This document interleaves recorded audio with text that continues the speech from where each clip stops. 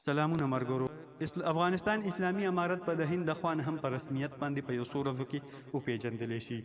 هندو د هندوستان یو خبري پاڼه ده، په هغې کې هغوی یو راپورټ ورکړی چې په راتلونکي یو څو ورځو کې به د هندوستان یو وفد ځي روس ته، او هلته کې به د روس سره په دواړه اړخیزه تعلقاتو باندې خبرې کوي. دې نه علاوه په دغه خبرو کې به دا خبره هم شاملوي چې د افغانستان اوسنی حکومت یعنی اسلامي امارت په رسمیت باندې وپېژندلی شي.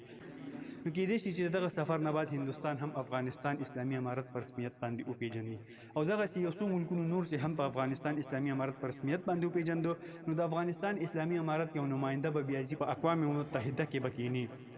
اوس که تاسو وګورئ په ایران او پاکستان کې د افغان کډوالو سره ډېر یو ناوړه چلند کیږي، او د دغې وجه صرف او صرف دغه ده چې د افغانستان اوسني حکومت څوک داسې یو نماینده په اقوام متحده کې نشته چې هلته کې خبره راوچته کېږي. دا چېرته د افغانستان څوک نماینده هلته کې وي او هغوی په اقوام متحده کې خبره راوچته کړې وي، نو د ډېرو ملکونو د خوا نه پاکستان او ایران باندې پرشر راتلو، نو دا کوم رنګ د ځناورو په رنګ کې سلوک چې کوم په افغانانو سره په پاکستان او ایران کې کېږي، دغه به بیا نه کېدلو.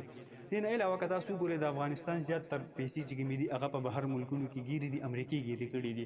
نو که یو څو ملکونه هغه په رسمیت باندې وپېژني، نو هغه پیسې چې کومې د ورلډ بینک سره د افغانستان پرتې دي هغه به هم راخلاصې شي. دې نه علاوه د افغانستان چې کوم بینکي سیستم ده هغه به هم د نورې دنیا سره کنیکټ شي. که اوس تاسو وګورئ د افغانستان چې کوم بینکي سیستم ده هغه له نورې دنیا سره نه ده کنیکټ، نو هغه به هم ورسره بحال شي. او څه نورې هم داسې موضوعګانې دي که تاسو وګورئ د افغانستان کې د نجونو د تعلیم مسله ده، دغه به هم انشاءالله ورسره حل کېږي، ځکه چې زیاتره پوسټونه یا زیاتره خبرې موږ داسې ګورو چې دوی صرف او صرف د جینکو باندې چې کوم تعلیم بند کړی ده، دا صرف او صرف په دغې وجه باندې دوی بند کړی چې موږ دنیا په رسمیت نه پېژندلي، تر هغې پورې موږ دوی ته اجازت نه ورکوو. نو کېدای شي چې د دغه رسمیت پېژندلو نه بعد طالبان دغه ضد نه هم واوړي او هغوی ته د تعلیم اجازت ورکړي. په دنیا کې تقریبا 50 اسلامي ملکونه دي په شمول افغانستان.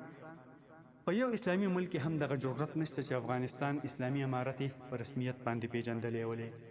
خو که کله خبره بیا د فلسطین یا دغه راځي، نو بیا ټول ملکونو افغانستان ته سترګې چې دوی به موږ ته جنګ وکړي او لاړ به شي فلسطین به چې ده هغه به د کافرو د لاس نه آزاد کړي. خو چې کله خبره د رسمیت راځي، بیا د ټولو اسلامي ملکونو په لاسونو کې بنګړي اچولي. تاسو وګورئ روس چې کوم ده هغوی په رسمیت باندې وپېژنده، هغه هم یو کفري ملک ده.